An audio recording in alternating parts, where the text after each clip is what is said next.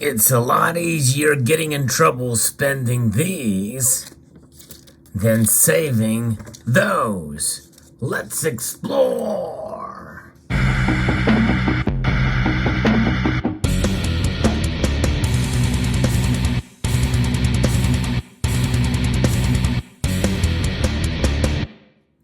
That's just part of the story of a new silver stacker who has overcome his spending addiction.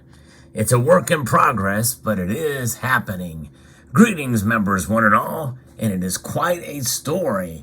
I'm going to share with you about a new silver stacker that has made his way on my channel, and I love hearing stories like this. I think it is encouraging, and it's exciting to see new folks join the community of precious metals accumulators, stackers, and collectors as well, because you can certainly get into trouble spending your currency, your hard-earned money, hard-earned that is bleeding value with each and every passing day, but that's another story.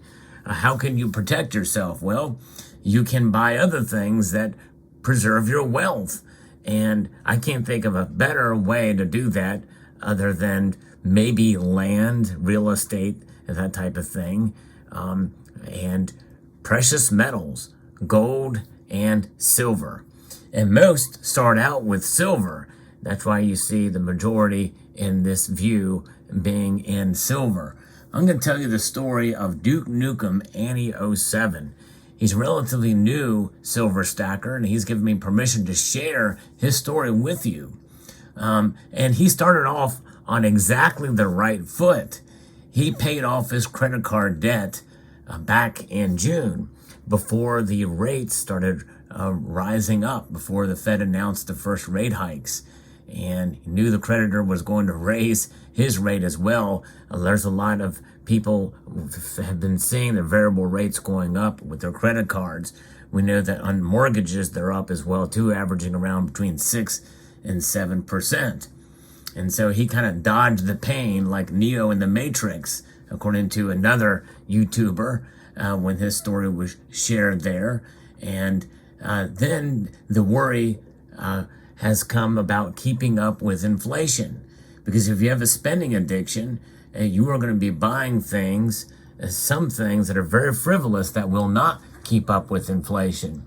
Now, obviously, for those of us who are worried about inflation, we need to also be thinking about buying non-perishable goods and services that will not waste away, and will be cheaper to buy them at this point in time than if the inflation continues to rise. And that's a real worry and fear that we're going to see inflation continue to go up. Although the official numbers show it going down, and really it's just growing at a slower rate. It is still growing well above the target that the Fed has set, and that is 2%. That's where they want to go back down to. They want to go back down to a manageable inflation. But we've been under inflation since 1913. The dollar has lost over 98% of its value since that time. But nonetheless, what got Duke really started to stack was watching Pawn Stars of all shows, which is pretty remarkable. It's a hedge against inflation. And that's a simplistic term, way to look at it, but it really is true depending on how you buy it. You must utilize smart dollar cost averaging. And in a sense, that's kind of what Duke has done right out of the starting gate. He's learning very quickly. After a few months of stacking, he bought his Eagles, and he put it on the table, and was really, really happy to see it there for all his work. It really is kind of a snapshot in time of value when he has it there stacked up. And so he knew that it was money that was not wasted, because this is money that was being spent on something that was going to preserve his wealth. And understanding that he had a spending addiction, he's been living paycheck to paycheck his entire life, and only recently got out of debt after paying off those credit cards. Saving money just was not something he was used to, and to some extent he's still not used to it. And it's understandable, especially when you're being told day in and day out, in this community that holding dollars is a waste of time. You're losing value. And that's true, but at the same time, it's still a good practice so that can be something to protect your stack. And that is something that some people don't even now fully grasp and comprehend, because this is the savings of last resort with gold and silver. And I think he realizes this and understands this, but he thought about buying another NFT or electronic device or a figure or something that would either get thrown out later or deleted from his PC, but he would much rather have gold and silver. But then there's another new problem. He wants more and more and more. And so since living paycheck to paycheck his whole life and recently getting out of debt, saving money was just not something he was used to. So he realized not only spending my money on real valuables, but that will appreciate over time, that I can hold in my hands, quote, and that was the ultimate deal maker for his stacking journey. And so his spending addiction has turned into a financial weapon. But he's got to be very careful about that, because he was kind of hooked back into the recent Black Friday deals that you saw. But he thought this thing through, because these Black Friday deals really essentially just means smaller premiums for your silver and gold. And he did put them on a credit card. But one thing when you do buy gold and silver on a credit card is you have to keep in mind that 3 to 4% upcharge that you're getting, that you're paying extra. That's essentially an added premium back on, and the interest that could occur if you don't pay it off within 30 days. But he's done the math on it and found that even as such, he will have that paid off within 2, maybe 3 months tops, and he has paused his stacking until then, until that can be paid off. That actually very well may have worked out good for him because spot price rose. But that could have gone the other way if spot price dropped and premiums started dropping as well too, like what we are seeing now. We are seeing some of the premiums actually go down a bit for gold and silver. And so with that being said, he's made a good calculated decision in that regard, but some of it very well could be by chance. In the end, he's overcame his spending addiction because he's being disciplined. The D word is crucial. I've actually talked about that in quite a number of videos through the life of this channel. You must be disciplined, and he's learning this, and he's rewarding himself with the gold and silver that he buys, because he has something that's tangible that he can hold, that's not going to erode, that's not going to corrode. This will always be 1 ounce of silver. Its value transcends price.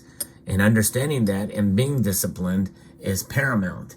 And I think that even he himself, Mr. Dukem, will admit that it's still a work in progress to overcome. Because essentially what it boils down to is about saving and about disciplining yourself and not overextending yourself. And that I think is remarkable. A remarkable journey that has taken place in just over 6 months' time for this individual. And I'm hearing more stories and others that are quite inspirational about stacking and about saving money and about discipline. And that's really what it's about. The cornerstone of a good silver stacker, I believe, is discipline. It's about reining yourself in and being fiscally responsible. And I think that Duke is learning this, and it's pretty remarkable to see. So he's going to wait and pause stacking and then get back into it after his card balance is paid off.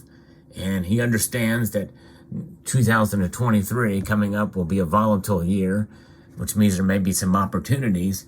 And he's going to wait for those opportunities to get the new silver pieces that he is interested in, and for stacking and also even collecting. Because as silver stackers and as gold accumulators, we can still fall into the trap of irresponsibility with our finances and buying and overextending ourselves to buy these metals. which is obviously something that we want to avoid, because that it's basically the whole point of this is to preserve our wealth and not to overextend. And you can buy silver the wrong way. You can buy too much of it, and not come out ahead or not even break even with it. You can lose big time if you buy silver the wrong way. I used to not think that. I do think that now. And I think Duke understands this as well. But what a remarkable thing. The lesson here that I think Duke is telling us all, if you're new, is to be disciplined.